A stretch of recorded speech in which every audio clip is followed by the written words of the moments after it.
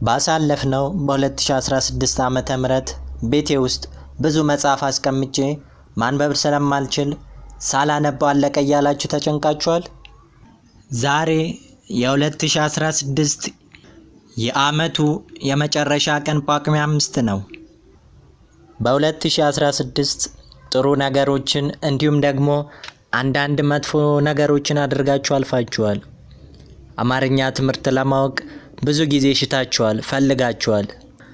አንዳንዶች ተምረው ሲፈልጉት የነበረውን የአማርኛን ፊደላት ማንበብ ችለዋል። አንዳንዶች ደግሞ በ2017 በደንብ አውቃለሁ እያሉ በመማር ላይ ናቸው። እርሶስ ምን ይጠብቃሉ?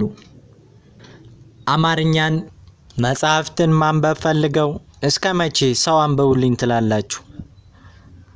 የሀገሪቷን አሁን ያለንበትን የኑሮ ውድነት ታሳቢ በማድረግ በተመጣጣኝ ዋጋ የሀገሬ አካዳሚ የእርሶን የማወቅ ፍላጎት ታሳቢ በማድረግ ሊያስተምሮት ቆርጦ ተነስቷል። በ4 ወር ውስጥ መሰረታዊ የአማርኛ ፊደላትን መጻፍ ማንበብ እንድትችሉ ዝግጅቱን አዘጋጅቶ ይጠብቃችኋል። እመኑኝ 2017 የእናንተ አዲስ ዓመት ነው። አንብቡልኝ ማረግ ቀርቶ ታነቡላችኋላችሁ። እርሶም ወደ እውቀት ማማ ከፍ ማለት ከፈለጉ እንደ ጓደኞቻችሁ ማንበብ ከፈለጋችሁ ከታች ባለው ስልክ በኢሞ፣ በቴሌግራም ወይም በዋትስአፕ በተመቾት ይደውሉልን። ያሉበትን ሀገር ሁኔታ እንዲሁም ያሉበትን ሰዓት ታሳቢ በማድረግ በሚመቻችሁ ሰዓትና ቀን እናስተምሮታለን። ከእርሶ የሚጠበቀው ከታች ባለው ስልክ በኢሞ፣ በቴሌግራም ወይም በዋትስአፕ ይደውሉልን።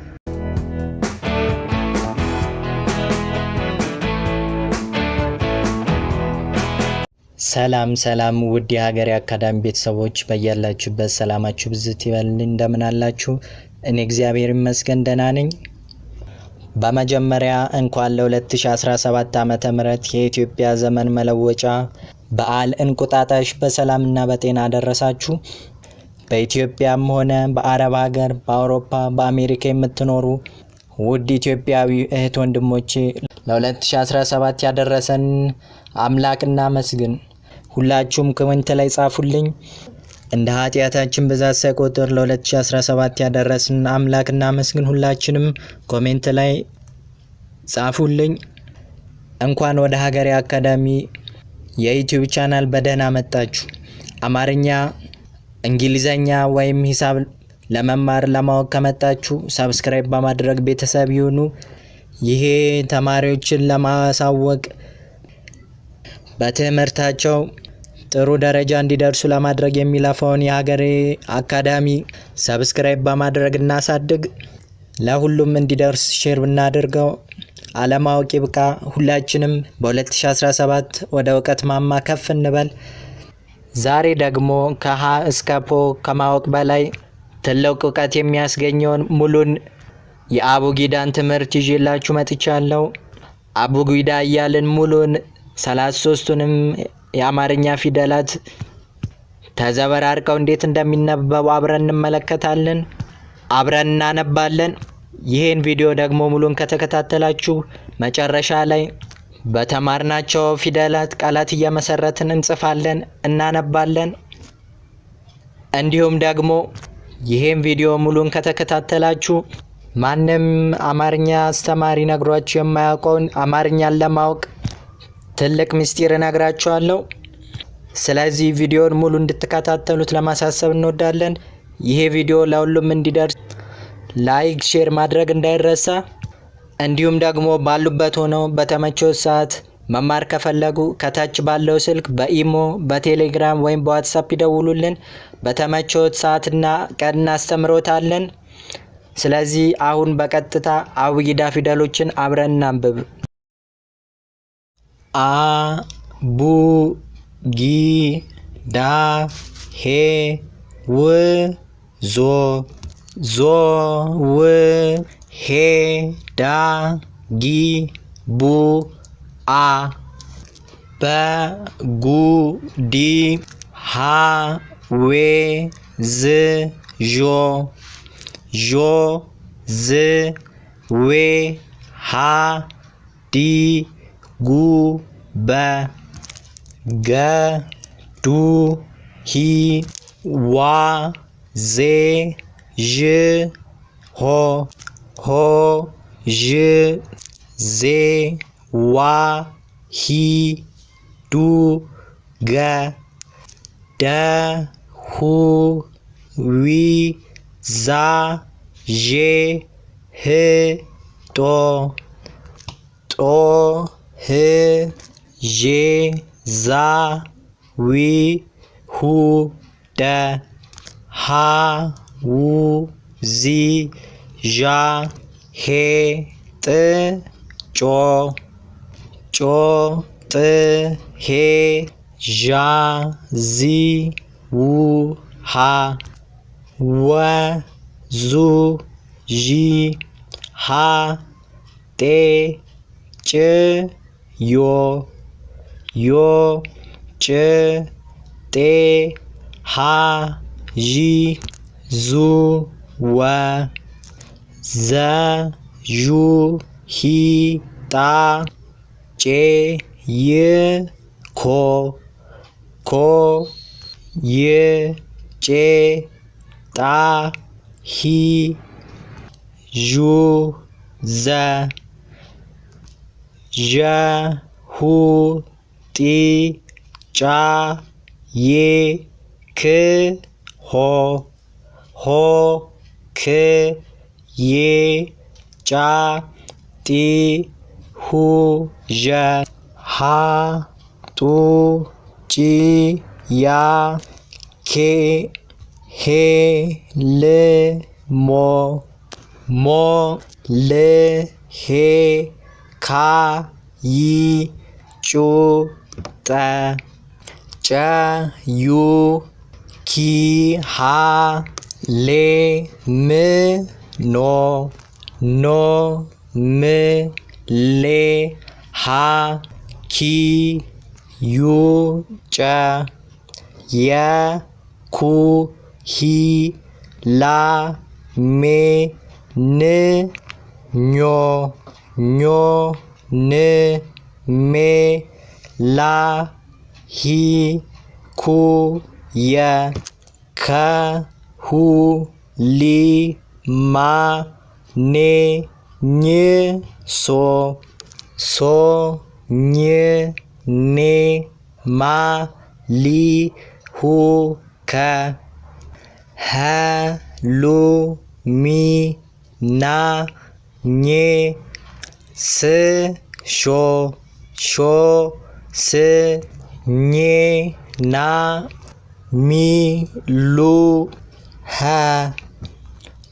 ለ ሙ ኒ ኛ ሴ ሽ ኦ ኦ ሽ ሴ ኛ ኒ ሙ ለ መ ኑ ኚ ሳ ሼ እ ፎ ፎ እ ሼ ሳ ኚ ኑ መ ነ ኙ ሲ ሻ ኤ ፍ ጾ ጾ ፍ ኤ ሻ ሲ ኙ ነ ኘ ሱ ሺ አ ፌ ጽ ቆ ቆ ጽ ፌ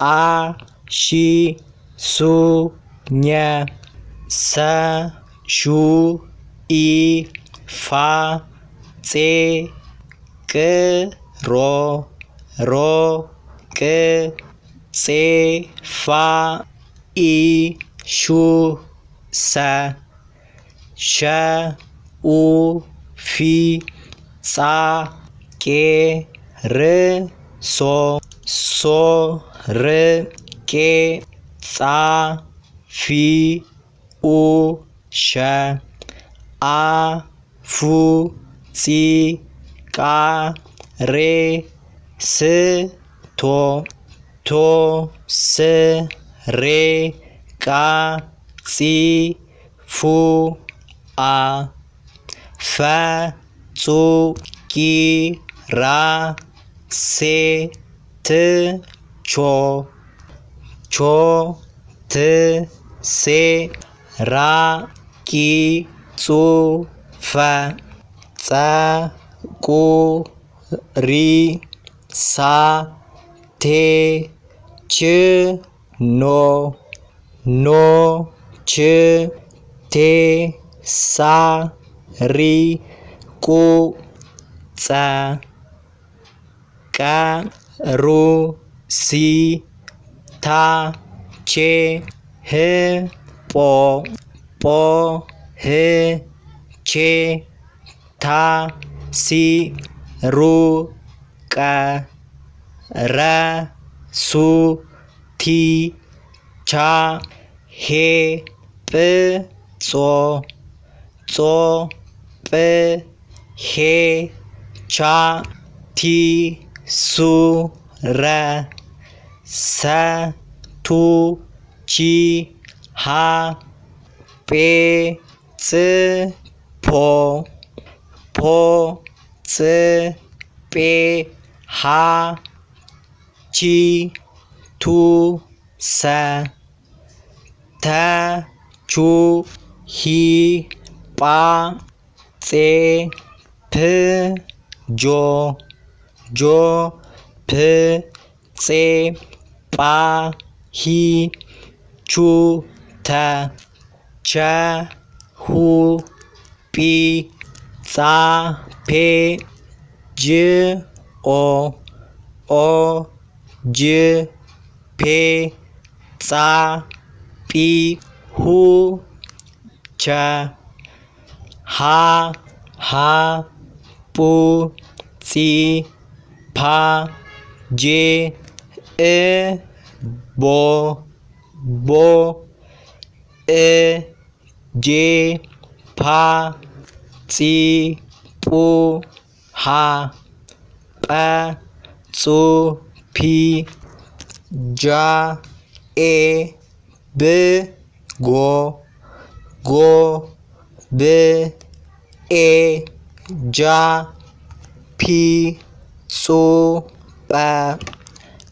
ጸ ፑ ጂ አ ቤ ግ ዶ ዶ ግ ቤ አ ጂ ፑ ጸ ፐ ጁ ኢ ባ ጌ ድ ሆ ሆ ድ ጌ ባ ኢ ጁ ፐ ጀ ኡ ቢ ጋ ዴ ህ ዎ ዎ ህ ዴ ጋ ቢ ኡ ጀ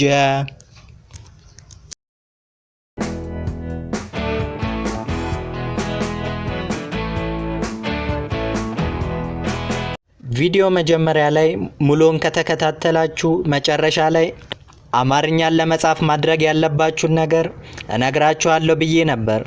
እናም አሁን ወደ እሱ ነጥብ ስንገባ አማርኛን ለማንበብ ለመጻፍ የሚያስፈልገው ነገር ማንበብ ብቻ አይደለም፣ ፊደሎችን ለይቶ ማወቅ ያስፈልጋል።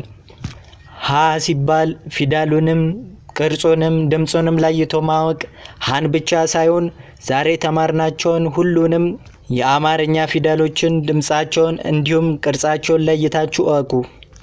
አማርኛ በተለምዶ ፊደሎቹን በደንብ ቅርጻቸውንና ድምጻቸውን ለይታችሁ ካወቃችሁ ለመጻፍም ሆነ ለማንበብ በጣም ቀላል ነውና ፊደሎቹን ቅርጻቸውንና ድምጻቸውን ለይታችሁ እወቁ። ለምሳሌ የሆነን ዘንድ እነዚህን የእንስሳት ስሞች እንዴት እንደሚጻፉ እንዴት እንደሚነበቡ አብረን እንመለከታለን፣ አብረን እንማማራለን። የመጀመሪያው ሁለት ፊደል ያለው የመጀመሪያው ፊደል ሲነበብ በ ሁለተኛው ግ አንድ ላይ ሲነበቡ በግ። ቀጥሎ ደግሞ ያለውን ቃል ስንመለከት አራት ፊደሎች አሉት። የመጀመሪያው ፊደል አ አ። ሁለተኛው ፊደል ን ን። ሶስተኛው ፊደል በ በ። አራተኛው ፊደል ሳ ሳ። አንድ ላይ ሲነበቡ አንበሳ አንበሳ። ሶስተኛውን ቃል ስንመለከት ደግሞ 3 ፊደሎች አሉት። የመጀመሪያው ፊደል ፍ የፈ ቤት ሆኖ 6ኛ ቤት ፍ። ቀጥሎ ደግሞ የ ቀጥሎ ል ል። አንድ ላይ ሲነበቡ ፍየል ፍየል። ወደ ቀጣዩ ቃል ስናልፍ 2 ፊደሎች አሉት። የመጀመሪያው ፊደል በ። ሁለተኛው ፊደል ሲነበብ ሬ ሬ የረ ቤት 5ኛው ሬ። አንድ ላይ ሲነበቡ በሬ በሬ። ቀጣዩን ቃል ስንመለከት 3 ፊደሎች አሉት። የመጀመሪያው ፊደል ሲነበብ ቀ። ሁለተኛው ፊደል ሲነበብ ጭ የጨ ቤት 6ኛ ጭ ጭ። ቀጥሎ ደግሞ የነ ቤት 5ኛው ኔ ኔ። አንድ ላይ ሲነበቡ ቀጭኔ ቀጭኔ። ቀጣዩን ቃል ስንመለከት ቀጣዩ 3 ፊደሎች አሉት። ዝ የመጀመሪያው ዝ የዘ ቤት 6ኛ ዝ። ቀጥሎ ሆ ቀጥሎ ን አንድ ላይ ሲነበቡ ዝሆን ዝሆን። ቀጣዩን ቃል ስንመለከት 2 ፊደል አለው። የመጀመሪያው ፊደል አ። ቀጣዩ ፊደል ዞ አንድ ላይ ሲነበቡ አዞ አዞ። ቀጣዩን ቃል ስንመለከት 3 ፊደሎች አሉት። የመጀመሪያው ቃል ሲነበብ ነ። ሁለተኛው ሲነበብ ብ። ቀጥሎ ር አንድ ላይ ሲነበቡ ነብር። ቀጣዩን ቃል እንዴት እንደሚመሰረት ስንመለከት ደግሞ 2 ፊደሎች አሉት። የመጀመሪያው ፊደል ጅ ሁለተኛው ፊደል ብ። አንድ ላይ ሲነበቡ ጅብ። ቀጣዩን ቃል ስንመለከት ውሻ ነው የሚለው። ውሻ ሲባል አይምሯችሁ ላይ አስቡት። ስንት ፊደል አለው? 2 ፊደል አለው። አይምሯችሁ ላይ አስቡት። ስንት ፊደል አለው? 2 ፊደል አለው።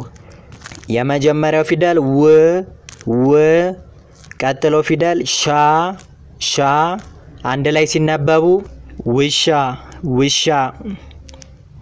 ቀጣዩ ቃል ድመት ሲሆን አይምሯችሁ ላይ አሁንም አስቡት። ድመት ሲባል ድመት 3 ፊደሎች አሉት።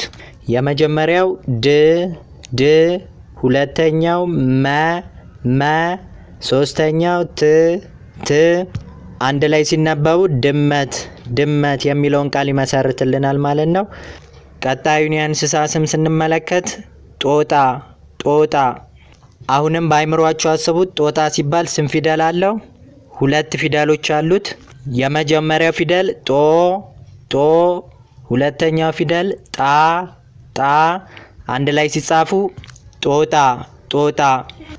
መልካም እንግዲህ ዛሬ የተማማርነው ግልጽ እንደሆነላችሁ ተስፋ አደርጋለሁ።